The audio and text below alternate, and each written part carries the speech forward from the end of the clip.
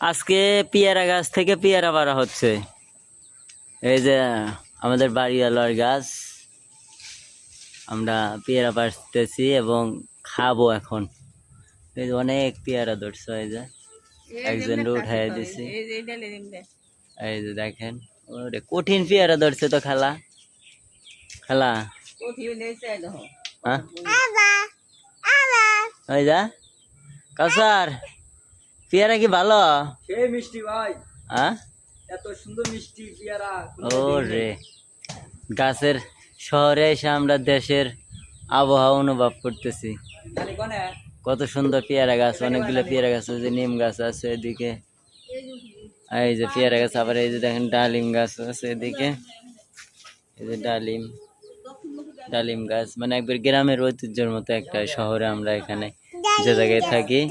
কঠিন